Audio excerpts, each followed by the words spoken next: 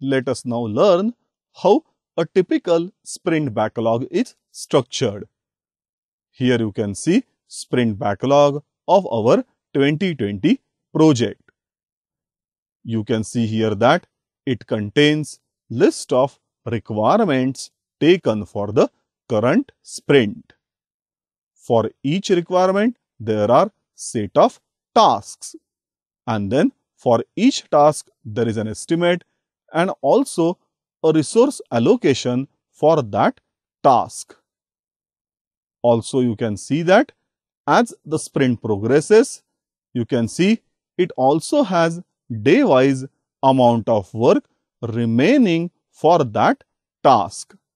Note that it is amount of work remaining and not completed. Let us take a requirement R1 and understand how it is recorded in sprint backlog.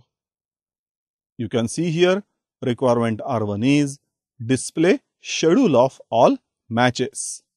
Then you can see here there are 3 tasks for this requirement R1. First one is user interface designer to build user interface. Then the second task is actually building the HTMLs. And then the third task is test that the schedule is displayed properly and accurately. So there are 2 development or design tasks and there is 1 testing task. Here you can see for each task there are resources allocated. So for build HTMLs there is a resource D2 who is allocated. Then for UI designing task there is a resource D1 allocated. Now here you can see for this requirement R1 for each task there are individual estimates.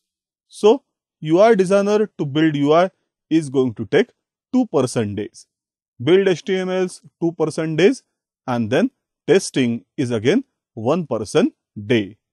Now this is the stage on this particular date. And now you can see as the project progresses, the actual work remaining is shown. So here you can see from the first task, the work remaining is 1 day. Then for this build HTMLs and test, the work remaining is 2 and 1 respectively. Here you can see the UI designer has completed building the user interface. But then the build HTMLs and testing is yet to be completed. And now here you can see the project has progressed and finally all tasks are completed. So this is how the amount of work remaining for each task is recorded. For each sprint, such sprint backlog is constructed.